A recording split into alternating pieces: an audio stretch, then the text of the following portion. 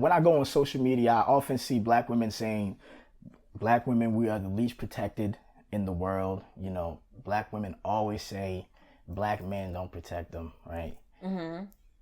What does that mean when black women say that? Like, we are the least protected and black men don't protect us. I think what often gets lost in this conversation is there's like a defensive nature. So you can be a black man and you cannot necessarily exhibit the traits of the majority. And so when we say black men, it's not like I'm saying black man. I'm saying from my vantage point, my experience with more often than not black men is that I do not feel protected. That's the statement. So if you care or are trying to protect, then your response should be, I, as a black man, feel like I protect black women. This is how I feel like I'm doing so. Do you think I'm like, am I missing something? Have I overlooked something? Because like at the end of the day, just the same way black men don't like for black women to tell them how to be a man, in the same regard, black men do not know what it's like to be a black woman. So if a black woman is saying that she does not feel protected and you're interested in protecting her, then instead of being defensive, you should ask questions. You should start the conversation. But oftentimes that statement is met with a lot of defensiveness, a lot of dismissiveness. So then it just in turn makes you feel that way. Yeah. What does that protection look like? Because I think this is an important conversation, because I think a lot of guys don't understand what that protection looks like, you know? So like, okay, so case in point, I had a situation where I had like, it was me and a girlfriend and then like two other guys. We were all at my house, like hanging out, drinking or whatever. One of the guys, and the two guys were friends. One of the guys was like clearly escalating to a level where he was getting extremely intoxicated. Before it like escalated to a level 10, there were several times where his friend pulled him out of the situation and was like, yo, come talk to me, come take a walk, come drink water, you know, whatever the case may be. And then once it escalated to a point where I had to be like, you have to get out of my house. Like, you're yelling, you're disrespectful, you're like breaking shit, you gotta go. His friend then got up and made him leave the house. He got up in his face and said, you need to leave. Like, this woman is saying get out of her house, so you need to go. And they ended up getting into a physical altercation when he pushed him out of the house. In the same regard, I've been in situations where men will see their guy friends getting out of pocket and talking crazy or being disrespectful, and they're silent. Yeah. They're silent. So that silence is what we're talking about in terms of lack of respect. Yeah. I mean, lack of protection. Like, even I can tell you, I was driving one day, got a flat tire. It's like 10:30 at night and I'm in Chinatown. I had like 4 guys drive past me and like didn't even like think to stop or help me or anything. I was at a gas station. One guy even like went over to like the tire place, like the air nozzle, and pulled the hose over my car to like put air in his tire and then dipped. And then finally this guy saw me struggling and was like, do you need help? And helped me. So it's like, there's so many situations where it's just like, dog, what the fuck? And look, like, I think everything you said was very important. What I'm getting from you is that black men should check the other black men who mistreat black women more. That is the biggest piece. Oh, that's the biggest piece. That is the biggest piece. Okay. And no one's telling you to put yourself at risk. Because I feel like whenever I have this conversation, they're always like, well, what if I go and try to fight the guy and then he has a knife and he stabs me? No, I'm not asking you to put yourself in danger for me. Yeah. But what I'm saying is there are so many instances where y'all will see like men acting out of character and just be like. I've heard some guys say the black women are the worst when it comes to communicating with black men. It's like they can be telling the man about themselves, but how it comes off and how aggressive it might sound and how, quote unquote, I'm keeping it 100. You know what I mean? Mm-hmm. That sometimes is not how that person in particular that you're talking to is, you know, is built to receive the message, you know? Okay. So the question is, are black women worse at communicating when it comes to, you know, talking to the okay, but are partners. black women worse than like other races of Yes. women? Yep. Okay, so this is where the problem comes into play. Okay. I personally think that everyone has a problem with communicating. Okay. Everyone. It's not a black woman thing. Because in order to effectively communicate, there has to be a level of comprehension.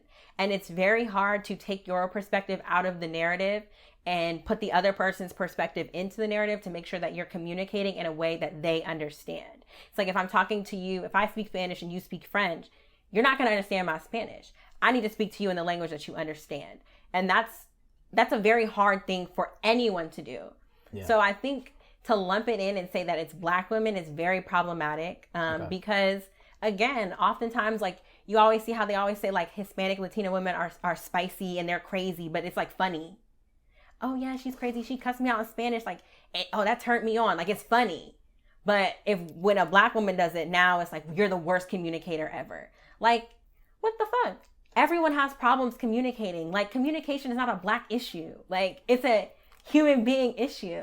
So why does black women have to be the tag for that? Well, that Spanish girl thing kind of answers that question. Yeah, it's like, but it like because I've heard niggas say that. Oh, she's crazy. She's crazy. Oh, but yeah, she's in a good way. Right.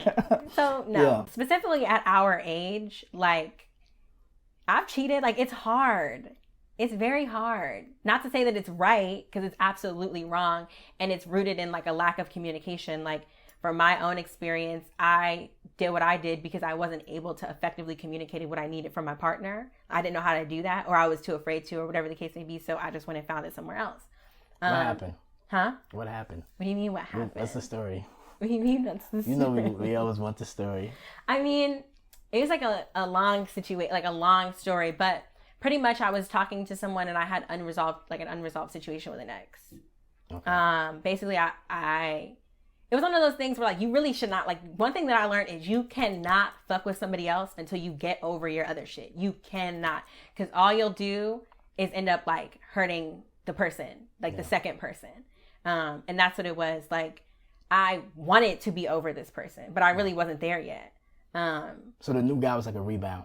Nah, he wasn't even a rebound. It was just like I really liked him, but I was not fully over the previous situation.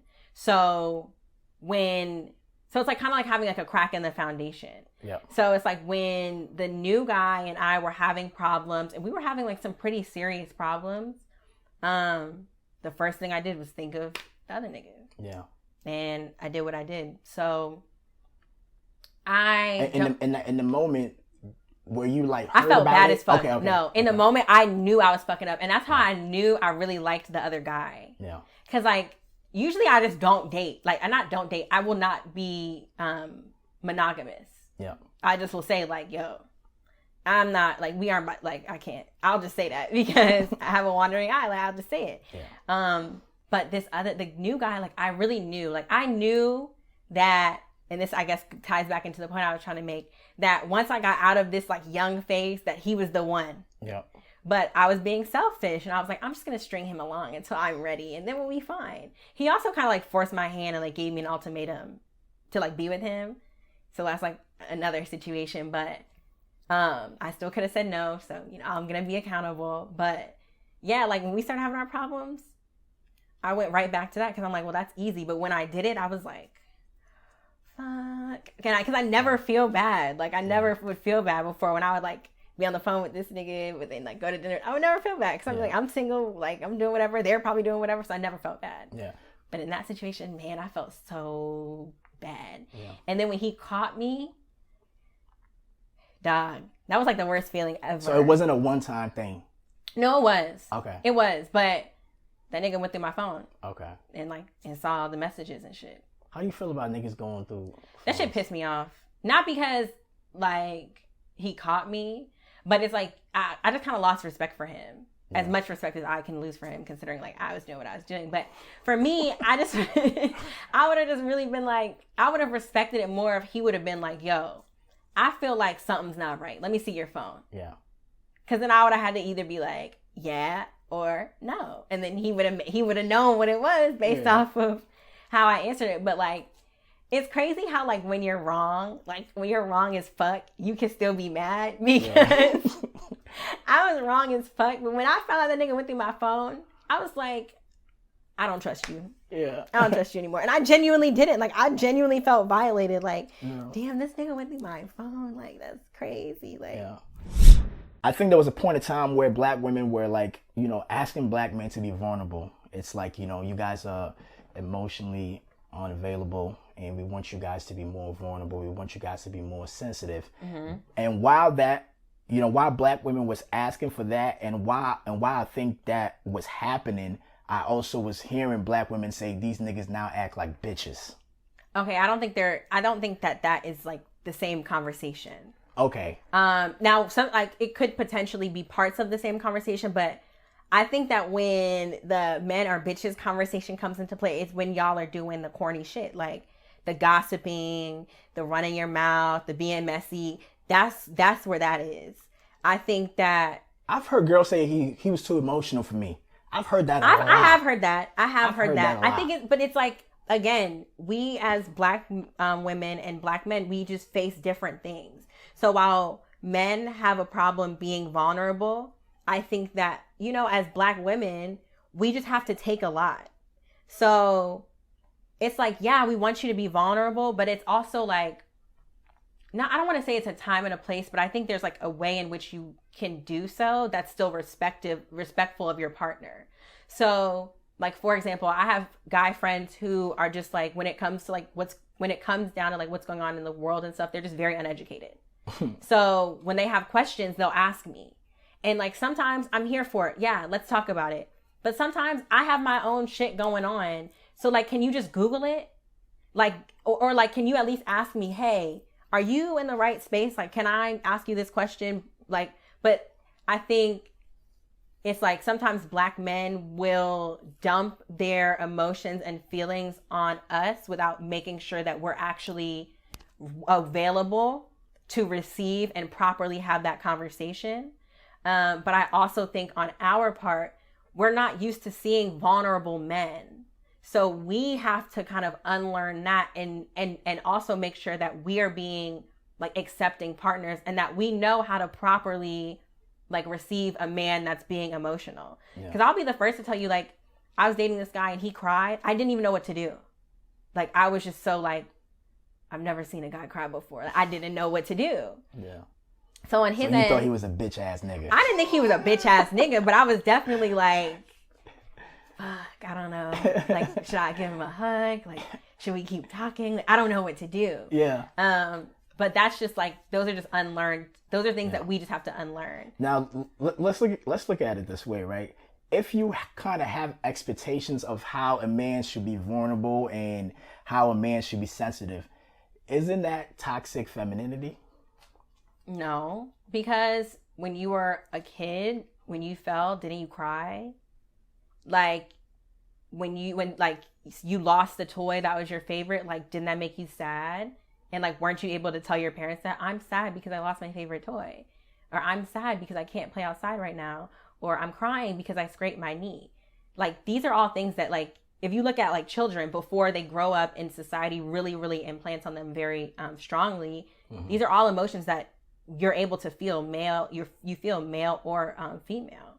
So I think the society forcing men to suppress those natural emotions and feelings is problematic, but I don't think it's toxic femininity. Okay, but if you ask a man to be vulnerable and be sensitive, be open and whatnot, but then you tell him, I want you to be open this way. I want you to be sensitive this way. I want you to be vulnerable this way. I don't like how you're vulnerable. I don't like how you're sensitive to me. I don't like... That's problem. Yeah, that's problematic. That's what I'm saying. Isn't that toxic femininity? I don't think... I mean, I personally... I think it's a new term, too. I was going to say, I don't even really know what toxic femininity is. I definitely think it's toxic. Femininity. You can't... No, I'm not going to say that. You can say that. I don't know what that means. But it's definitely toxic. Yes, you cannot tell someone to open up to you, and then when they open up to you, be like, what the fuck? I don't like how you're talking to me right now. But guess what? People do that to us all the time. Not to say that it's right, but in the same way that it's not right, like, y'all should think about that too.